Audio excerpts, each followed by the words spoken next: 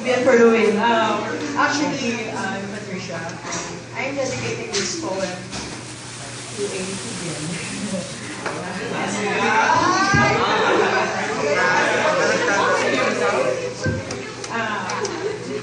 Bien. Ang title ng pyesa nito ay Ang Paglubog ng Araw.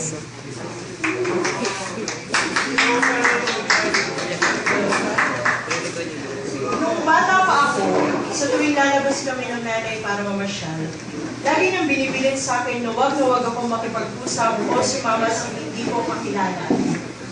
Kasi baka iligaw ako kung saan-saan at sa bandang kailangan. Sinunod ko naman ang payo ng nanay ko. Nag-ingat ako at umiwas sa mga hindi ko kakilala. Kasi napakadelikado nga naman talaga, di ba? Pero isang gabi, dahil sa sobrang pagkabugnot, pagkapagod sa ordinary buhay na to, at dahil sa sobrang tigas ng aking ulo, lumusong ako sa dagat na walang kasiguraduhan. Lumangoy at lumangoy at lumangoy at lumangoy ako at napadpad sa isang napakagandang isla. Kung saan ako lang nakakaalam.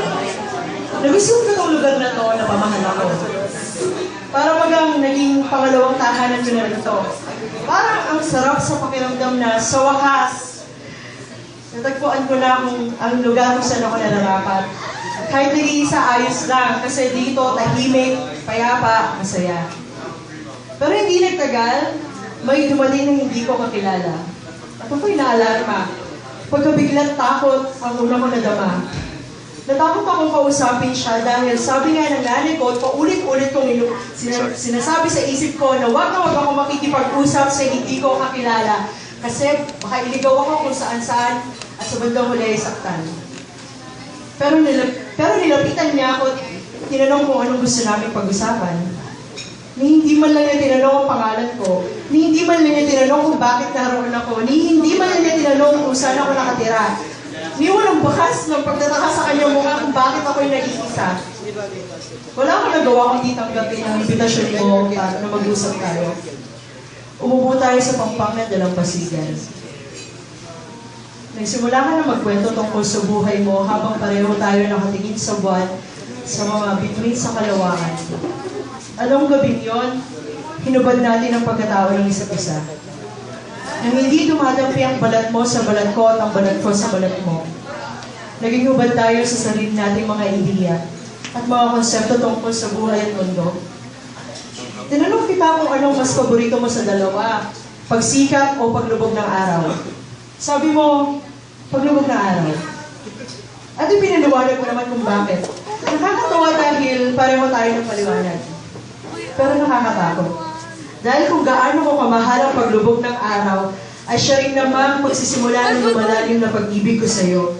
At sa palagay ko ay magsiselos ang karagatan kung malaman niyo man kung gaano ito kalalim.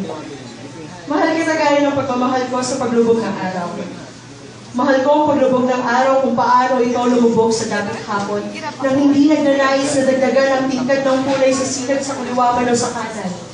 Mahal ko ang paglubog ng araw sapagkat kinakalma niya ang magulo kong isipan. At natakot ako dahil hindi ko inakalang kaya mong ipadama sa akin ang lahat ng ito.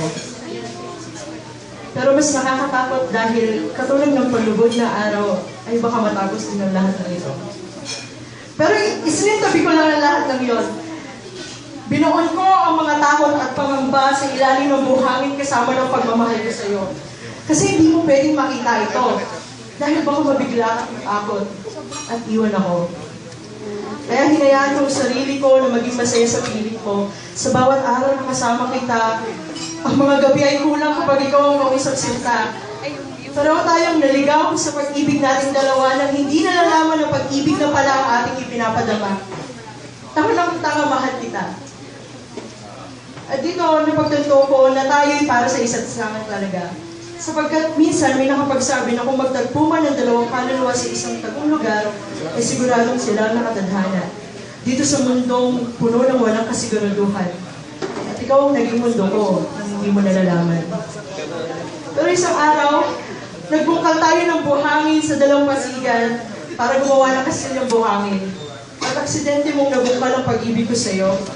Nagalit ka at sinabi mo sa akin, hindi ko kayang tanggapin yung pagmamahal na yan. Ibigay mo na lang yan sa iba. Galit ka. Sinubukan kong magpaliwanag pero huli na.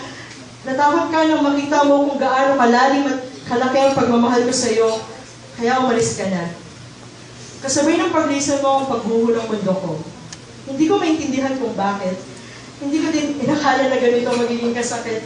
Kahit ganun pa man, sinubukan kitang habulin. Lumusong ako sa karagatan para kay sundan. Lumangoy ako na lumangoy hanggang sa napansin ko wala ka na at ako'y naligaw na. Wala na rin islang matutuntungan. Hinayaan kong sarili kong magpalutang-lutang sa kalagitnaan ng karagatan, pero ni anino mo hindi ko man lang naramdaman. Ito na nga siguro yun. Ito na ang katapusan. At itong tulang ito ay parang tayo. Isang bagay na alam kong tapos na, pero hindi ko alam kung saan ko tutuntukan. Pilit ko pa rin tinutuloy kahit alam kong hindi na kailangan, kaya nagbumukha ng walang kahulugan. At tama nga nanay ko na walang magandang may dudulot ang pakikipag-usap ko sa hindi ko kakilala, sapagkat ako'y niligaw mo kung saan-saan at sa bandang muli ay sinaktan. Thank you.